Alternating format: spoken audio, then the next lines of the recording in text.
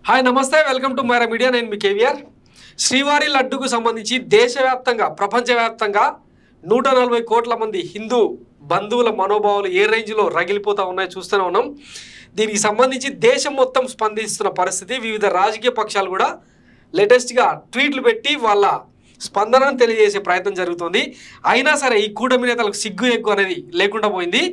ఇష్టానుసారం దాని మీద రకరకాల అంటే శ్రీవారి ప్రతిష్టను దెబ్బతీస్తూ ఆ లడ్డు ప్రాశస్తాన్ని దెబ్బతీస్తూ ఏ రకంగా వార్తలు వండివారుస్తున్నారో చూస్తూనే ఉన్నాం. దీనికి సంబంధించి డీటెయిల్గా మాట్లాడే ప్రయత్నం చేద్దాం.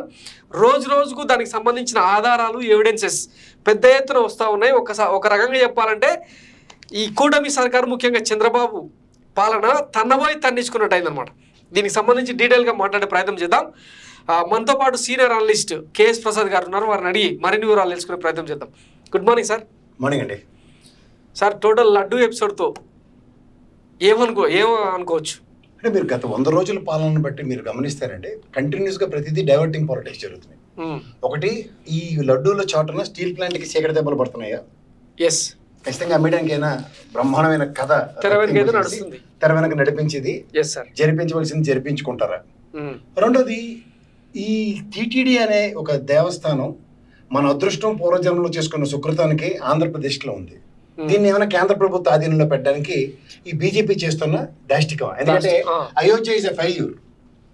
రాముడి జన్మభూమి అయోధ్య అని చెప్పి దాన్ని ఎంత చేస్తే అంత హైప్ చేస్తున్నా సరే దానికి టీటీడీకి ఉన్నంత అంటే తిరుమల తిరుపతి దేవస్థానానికి ఉన్నంత శాంచురిటీ కనబడట్లేదు. ఏ రకంగా చూసినా. ఎందుకంటే ఇది ఒక హిందూ హెడ్ క్వార్టర్స్ కింద ఉంది. అవును, ఏది తిరుమల దేవస్థానం. దీన్ని వాళ్ళు ఏమన్నా ఈ 2 కోణాలు తప్ప ఇంకేమైనా కొత్త కోణం ఉందో మీరు చెప్పండి.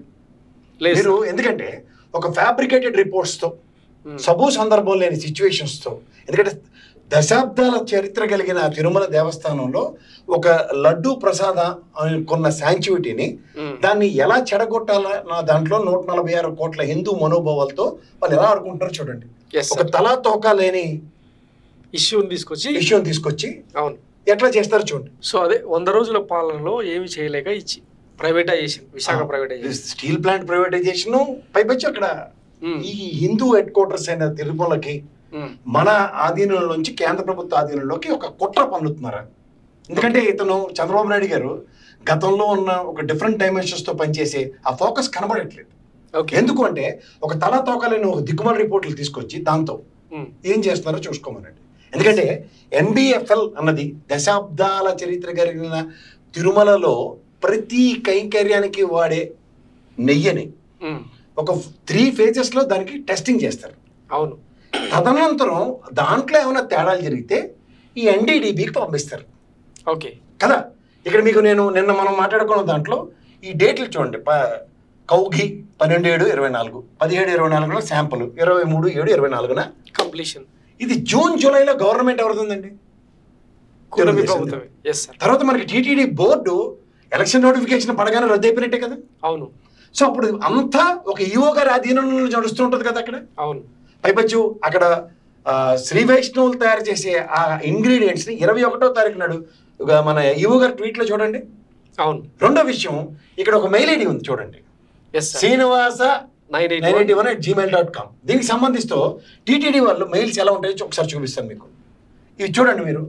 జనరల్ ఎంక్వైరీస్కి 15527, ఎంక్వైరీస్ ఫీడ్బ్యాక్కి helpdesk.ttd@tirumala.org, రిఫండ్స్కి refundservices.ttd@tirumala.org. ఇవన్నీ ఎందుకు చెప్తున్నానంటే సార్, ఇవన్నీ మనం ఎక్కడైనా సరే డౌన్లోడ్స్ కానీ ఇక్కడ tirumala.org అన్నది లేకుండా ఇప్పుడు ఆ రిపోర్ట్ ఒకసారి తీయండి సార్, NDDBది. ఇప్పుడు ఈ రిపోర్ట్ మనం చూద్దాం. ఉదాహరణకి ఈ నెయ్యిలో కల్తీ జరిగిందని పంపించిన దాంట్లో ఈ Srinivas981 జీమెయిల్ ఏ కెపాసిటీతో పంపించాడు ఆయన? సే ఫర్ ఇన్స్టెంట్ ఆయన మార్కెటింగ్ గోడౌన్కి ఇన్ఛార్జ్ అవ్వచ్చు, ఆయనకి ttd.org ఎందుకు లేదు? ఓకే, తిరుమల.org కదా. ఇక్కడ ఇంకొక స్లైడ్లో చూడండి, 4779 వెహికల్. ఇక్కడ మీరు గమనిస్తేనండి, AP 26 TC 4779 on 6/7/24 for analysed. Okay, for analyse the quality as per the parameters food అన్నది చూసుకున్నప్పుడు వీళ్ళకి ISO and IEC 17025 and 2017 ISO standards, 6 Sigma standards maintain చేస్తున్నారు కంపెనీలు. వాళ్ళ దగ్గర నుంచి తీసుకుంటున్నారు.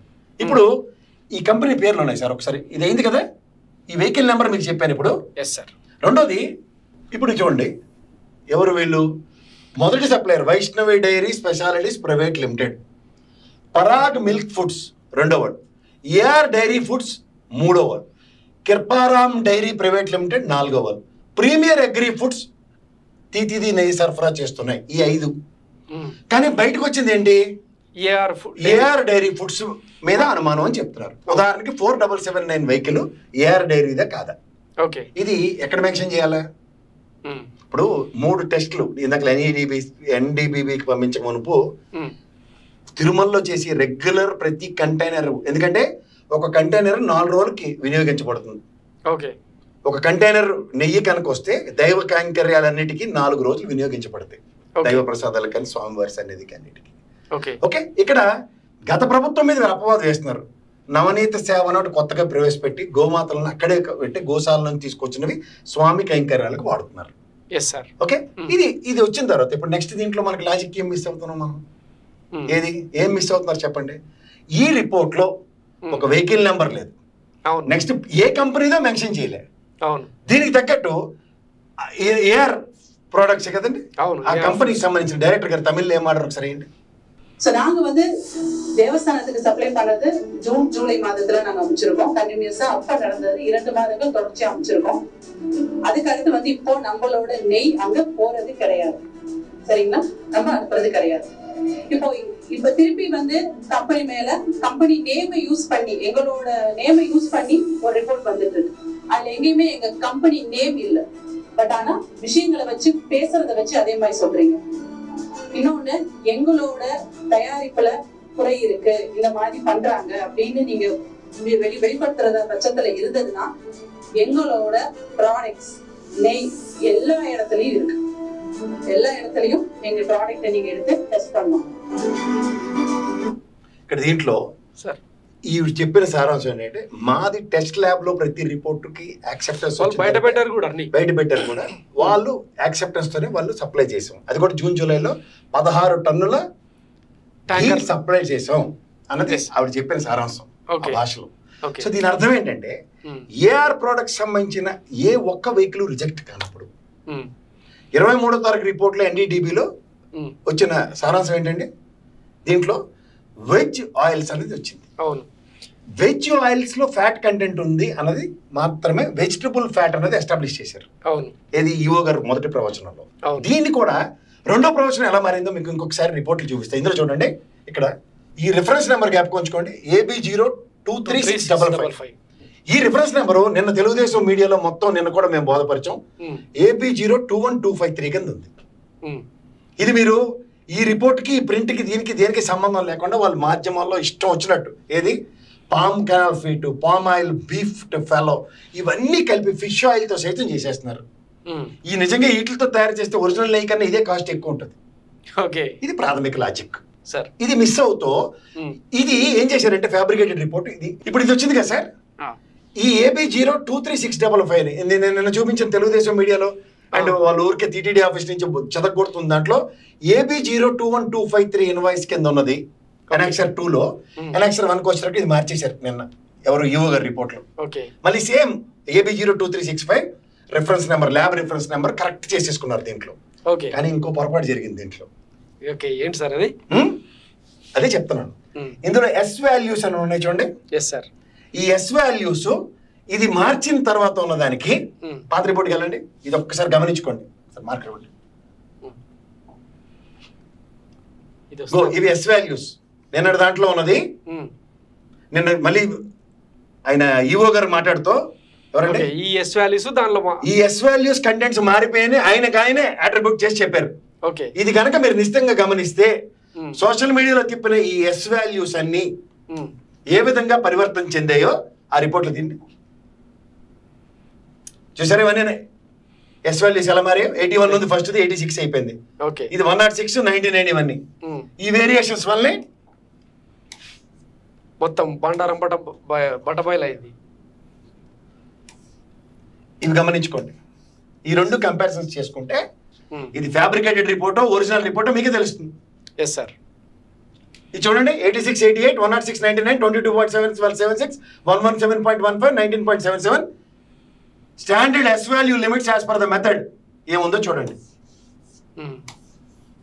ఇది మార్చిన తర్వాత మార్చక మునుపుది అది తీయండి ఒకసారి.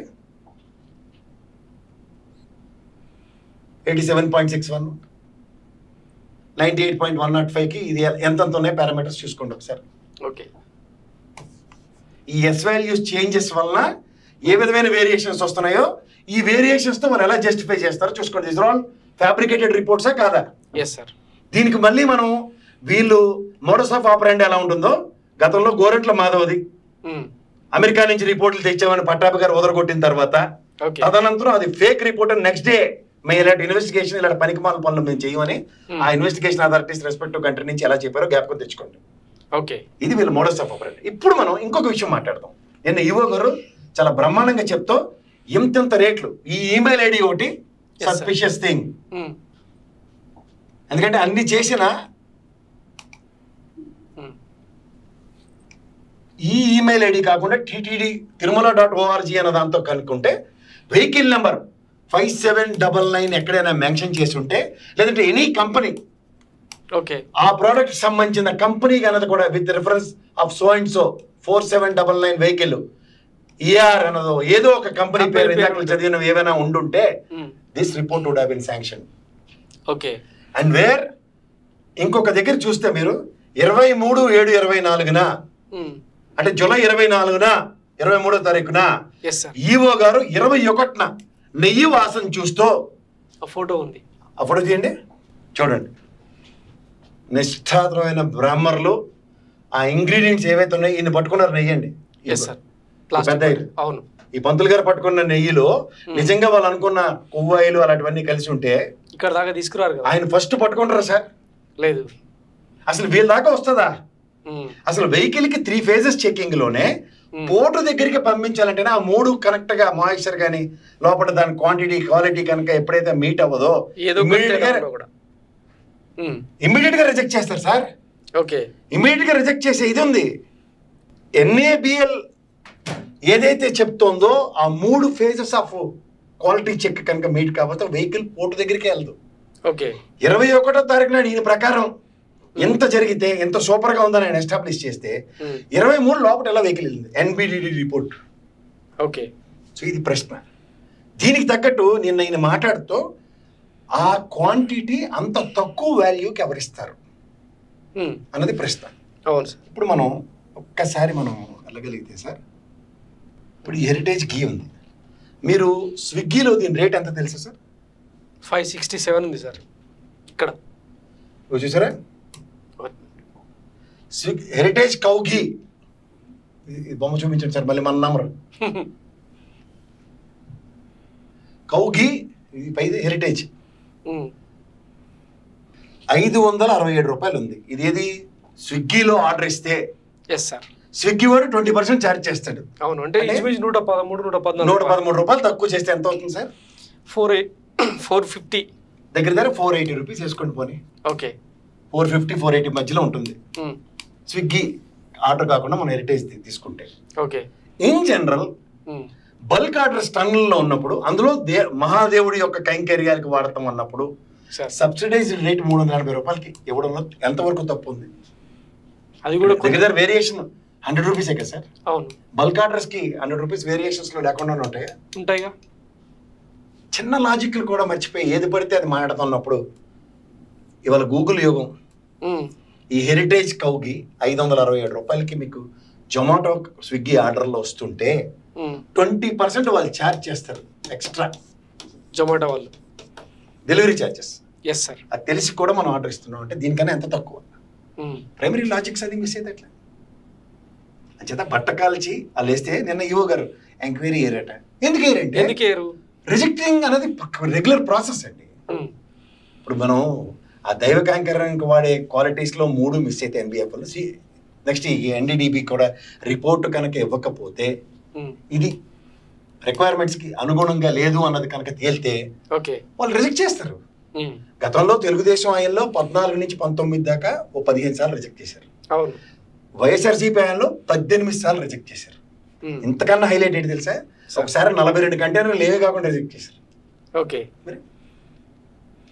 సో రెగ్యులర్ ప్రాసెస్ ని ఎవరికి నచ్చినట్టు వాళ్ళు అన్వయించుకొని ఎలా కావాలంటే అలా మార్చేసుకుని ఇదే ఈవో శ్యామలరావు గారు 2 రోజుల క్రితం మాట్లాడింది, నిన్న మాట్లాడింది, 2 కంపారిజన్స్ చేసుకుంటే అంబిగ్యూటీ ఎవరికి ఉందో చెప్పమనండి.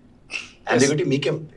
ఎందుకంటే ఒక రెగ్యులర్ రొటీన్లో ఇవి ఎప్పుడైతే మాకు నెయ్యి స్టాండర్డ్స్ మెయింటైన్ చేయనప్పుడు రిజెక్ట్ చేస్తాం అన్నది ఒక జనరల్ స్టేట్మెంట్. దాన్ని పట్టుకుని ఇవన్నీ ఫ్యాబ్రికేటెడ్ స్టోరీస్ సింపజేస్తూ ఈ నెంబర్లతో గేమ్ ఆడుకుంటూ మొదటి రోజు చెప్పిన తర్వాత 2 రోజు మా వీడియోలే ఇక్కడ నేను మాట్లాడింది సాక్షిలో మాట్లాడిన దానికి ఇమీడియట్ గా కవర్ చేస్తూ రెక్టిఫై చేసేసారు దీన్ని. ఓకే, ఏది AB021253ని AB023655తో మరి 5799 వెహికల్ ఏది ఏఆర్ కంపెనీదో ఇంకో ఉన్న వైష్ణవి కంపెనీదో ఉన్న 5 కంపెనీలు ఏదో పేరు రాయాలి కదా. పైగా ఇక్కడ ఇంకొక కాన్స్పిరసీ ఏంటంటే సార్, ఈ రిపోర్టు గుజరాత్ పంపించారని చెప్పి ఒక NDDB అక్కడే ఉంటుంది, national mineral development Gujarat dairy నుంచి రిపోర్ట్స్ వస్తాయి. ఓకే, అంతకుముందు ఓకే NBFL ఇక్కడ తిరుపతిలోనే ఉంటుంది, NDDB అక్కడ.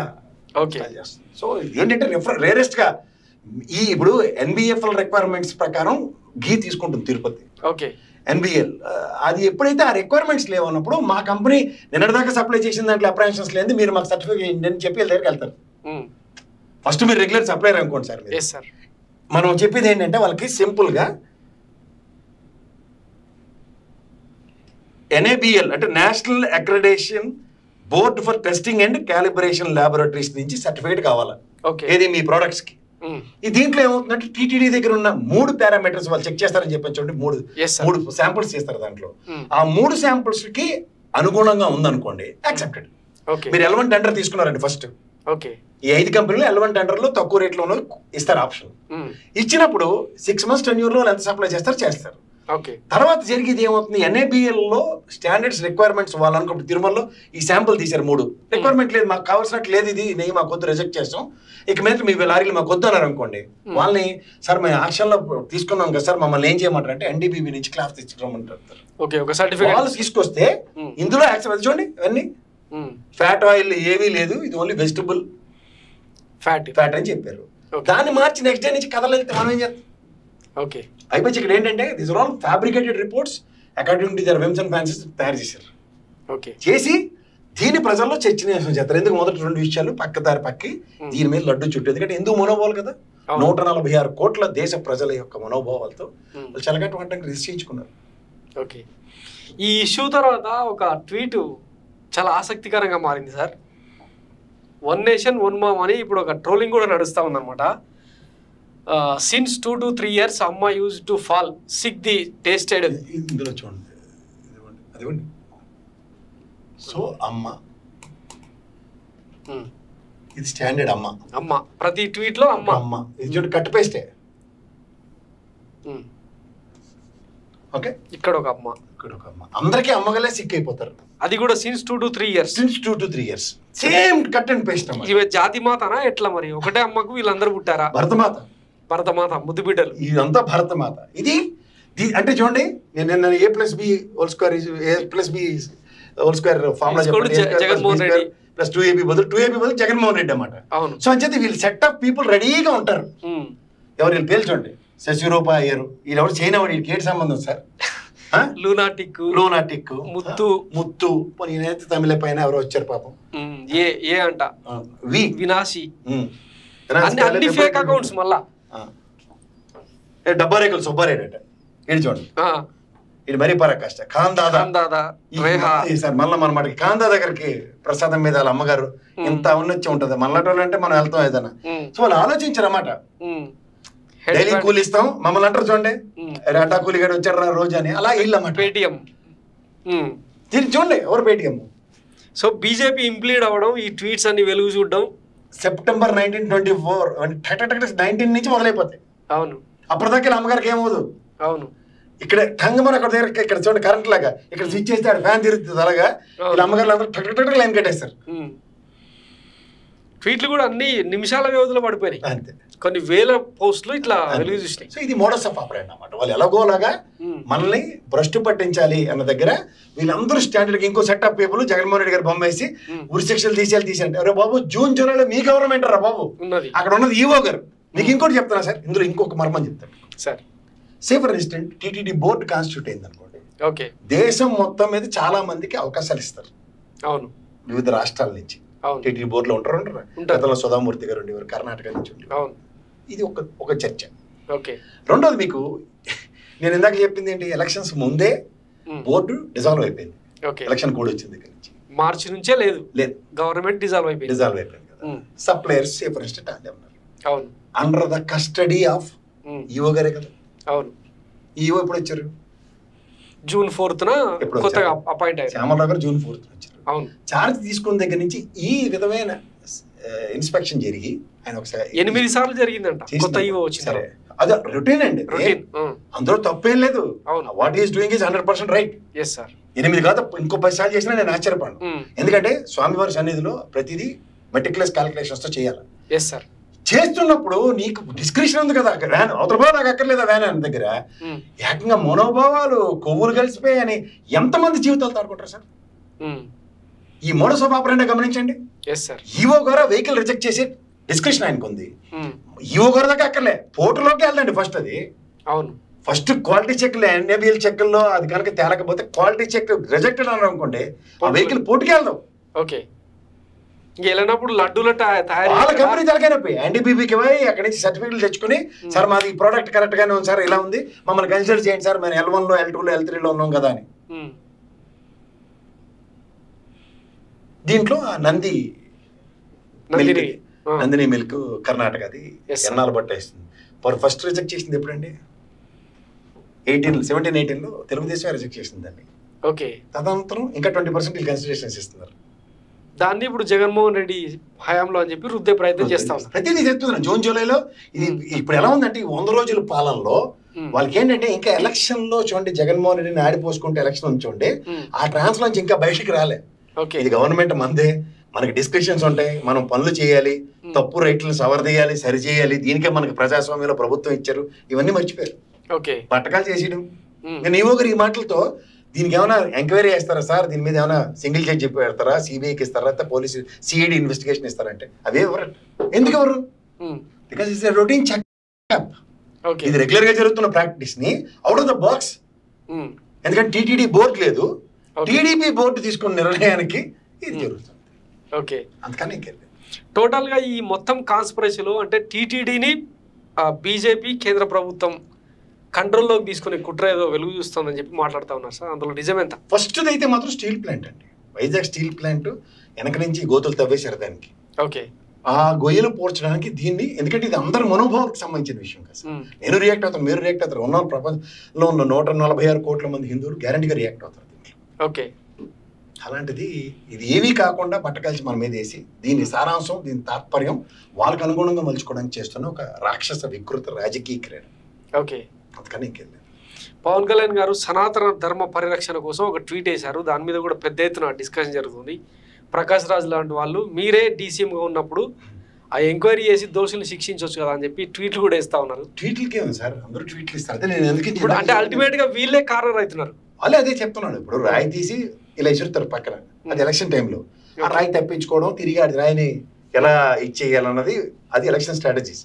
గవర్నమెంట్ వచ్చిన తర్వాత కూడా ఇంకా రాళ్ళు వేసుకోవడం అనుకున్న ఒక ఫాల్స్ ఇల్యూజన్ లో ఉంటుంది ఈ గవర్నమెంట్. అది that is their challenge. Okay. ఆ ఛాలెంజ్ నుంచి బయటపడితే నేను నిజంగా చెప్తున్నాను, తిరుమల తిరుపతిని గత ప్రభుత్వం భ్రష్టు పట్టించింది అన్నది జనరల్ స్టేట్మెంట్. ఏ కొత్త ప్రభుత్వం రాగానే మేము ప్రక్షాళించాలి దీన్ని, ఇప్పుడు దాన్ని సరిదిద్ది తీర్చిదిద్దామని చెప్తూ ఉంటారు ప్రతిసారి. అది చేస్తుంది, సరిపెట్టేస్తాను, ఇవన్నీ రెగ్యులర్ రొటీన్ స్టేట్మెంట్స్. కానీ ఇక్కడ ఏంటంటే నోరు జారిపోయారు ఆయన. ఓకే. అందుకే వెనకటి అండి, చేయి జారిన తీసుకోవచ్చు కానీ నోరు జారితే వెనక్కి తీసుకోలేదు. ఈ నోరు జారిన కార్యక్రమానికి 10 రకాలుగా ఏదో విధంగా దాన్ని బూమెరాంగ్ చేసే కార్యక్రమం. ఇప్పుడు తమిళనాడులో టీఎంకే నేత ఎవరు, తర్వాత వెస్ట్ బెంగాల్లో వీళ్ళందరూ పొట్టు తిడతా ఉన్నారు సార్. ఎందుకు తింటారు సార్? ఇప్పుడు గత 5 సంవత్సరాలు బట్టి ఎవరైనా వెళ్ళేసారు అక్కడ. ఈయన కూడా ఇప్పుడు దాకా నిన్న గుజరాత్ వెళ్ళారు, వెంకటేశ్వర స్వామి దగ్గర మెట్ల తీసుకెళ్ళి ఇవ్వకుండా ఎవరైనా ఉన్నారా? అవును. ఇదే ఇన్ని సంవత్సరాలు బట్టి, గత 5 సంవత్సరాలు బట్టి అందరు ప్రధానమంత్రులు, అందరి రాష్ట్రపతులు, అందరు మంత్రులు అందరు తిన్నారు కదా. అవును.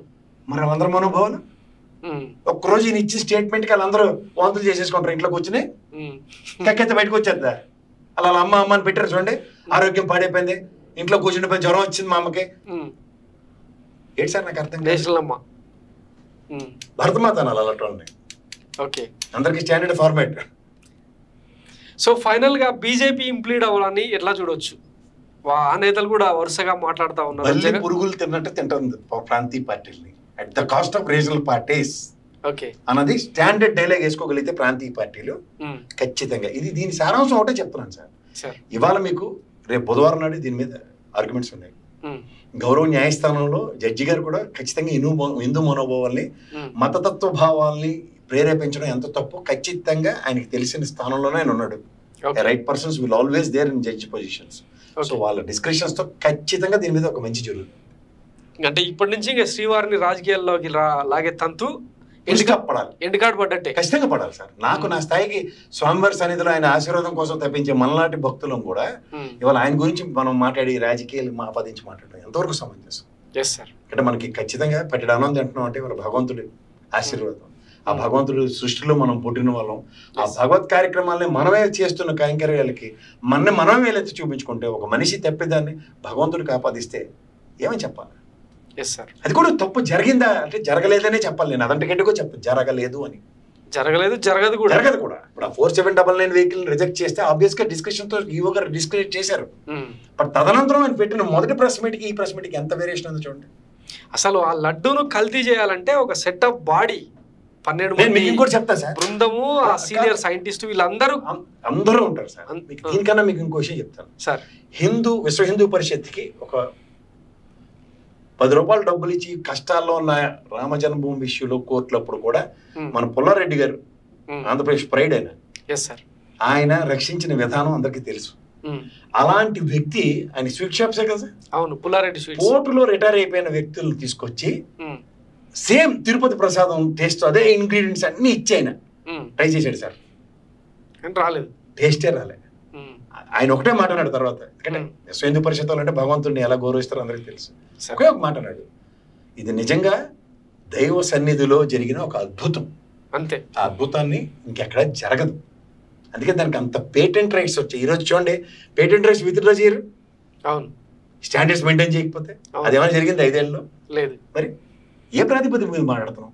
ఒక ఫ్యాబ్రికేటెడ్ రిపోర్ట్స్ తో దానికే శాంక్చుటీ లేదు. మేము డేటా కరెక్ట్ చేసిన నెక్స్ట్ డే కరెక్ట్ చేసి నెక్స్ట్ డే మళ్ళీ ప్రెస్ మీట్ పెట్టాల్సి వస్తుంది. ఈ మొత్తం ఎపిసోడ్లో వైఎస్ కుటుంబం అంటే వైఎస్ఆర్ కావచ్చు, జగన్ గారు కావచ్చు, ఈ టీటీడీని ఎట్లా సంస్కరించారు, ఎట్లా ముందుకు తీసుకెళ్లారనే ఒక చర్చ ఒకవైపు అయితే, 1000 కాలం మండపం, తర్వాత అహోబిలంలో ఒక 40 గుడ్లు కూల్చేసిన చంద్రబాబు గారి చరిత్ర, ఇవన్నీ జరుగుతాయి. అసలు ఏం సాధిద్దామని? ఇప్పుడు మీకు 7 కొండలు స్వామివారికి చెందుతాయని చెప్పింది ఎవరు? రాజశేఖర రెడ్డి గారు గవర్నమెంట్ ఇచ్చిన జీవో. చూసుకోమనండి. ఇవాళ నవనీత సేవ అన్నది స్టార్ట్ చేసింది ఎవరు? జగన్మోహన్ రెడ్డి. అక్కడ గోశాల తిరుమలలో ఏర్పాటు చేశారు. మొత్తం ప్రపంచవ్యాప్తంగా 3,500 కొత్త టీటీడీ ఆలయాలు కట్టిన అన్న సంగతి ఎవరికి తెలియదు ఈ రోజు వరకు. అది ఎవరిది? మన ప్రైడే కదా. ఇప్పుడు మనకి ఆంధ్రప్రదేశ్ లో ఉన్న ఒక ఆర్థిక భాండాగారమైన దైవ సన్నిధిలో జరుగుతున్న, మీరు ఉండిలేసిన డబ్బులు కాశ్మీర్ తీసుకోండి, ఇవాళ హైదరాబాద్ తీసుకోండి, ఎక్కడెక్కడ ఉన్నాయి టెంపుల్స్ అలాంటివి. అవి చూడండి ఆ కైంకర్యాలు ఎలా జరుగుతున్నాయి స్వామివారికి. సో దాని అర్థం ఏంటండి? ఒక ప్రభుత్వం చేసింది తప్పు అని నువ్వు ప్రూవ్ చేసే ప్రాసెస్ లో దైవ కార్యమే చేసాడు. అవును, మీరు ఆయన క్రిస్టియన్ అనొచ్చు, లేకపోతే ఇంకోటి అనొచ్చు, కానీ దాని మీద కూడా లొల్లి పెడతా ఉన్నా సార్ ట్విట్టర్ లో. ఆయన ఏమైనా లోటస్ పాండ్లకి వెళ్ళి తెచ్చి కట్టాడా? ప్రభుత్వ డబ్బే, టీటీడీ డబ్బే అని. అదే పని చంద్రబాబు ఎందుకు చేయలేదు? మరి అదే హిమాయత్ నగర్ లో ఉన్న టీటీడీ బోర్డే కదా అక్కడ ఉంది దేవస్థానం. మరి అక్కడ దీని మీద ఎందుకు ప్రయత్నించలేపారు? 5 ఏళ్ళు మీ ప్రభుత్వం ఉంది కదా అప్పుడు. అవును. చేత ఏంటంటే సార్, మనకి ఏం జరుగుతున్నాయా అన్నది కళ్ళు మూసుకుంటే చాలా తప్పది. అమరావతిలో టీటీడీ ఇది టెంపుల్ నిర్మిస్తున్నారు, నిర్మించింది ఎవరు? వైఎస్ జగన్. మరి అందుకని ఏం జరిగాయి చూడండి. ప్రభుత్వ చిత్తశుద్ధి చాటుకుంటూ హిందూ సామాజిక వర్గాన్ని జీతాలు ఎంత పెంచారు సార్? ఎంత ఉండి వాళ్ళు జీతాలు అనుకుంటారు? ఇప్పుడు ఎంత అయ్యేది తెలుసా? 38,500 అయ్యేది జీతాలు. ఓకే, ఒకప్పుడు 20,000 ఉండేది. జగన్మోహన్ రెడ్డి గారి ఆయనలో 38,500 అయ్యేయాలి. ఓకే, మరి 9,000 ఇల్లు కట్టించారని, 9,800 మందికి సైకిల్ ఇచ్చారు, ఇల్లు ఇచ్చారు అక్కడ. ఓకే, చేత పట్టకాలు చేయడం చాలా సులువు సార్, కానీ దాన్ని జస్టిఫై చేసుకోవడం చాలా కష్టం. ఓకే, సో ఇది తిరుమల లడ్డుకు సంబంధించిన వివాదం, దాని తాలూకా సిమ్టమ్స్ అటు తిరిగి ఇటు తిరిగి చంద్రబాబు గారి మీదకే, ఆయన కూటమి ప్రభుత్వం మీదకే ఈ వేళ్ళన్నీ చూపెడతా ఉన్నాయి. ఇది ఇవాళ discussion. Thank you for watching Myra media. Thank you.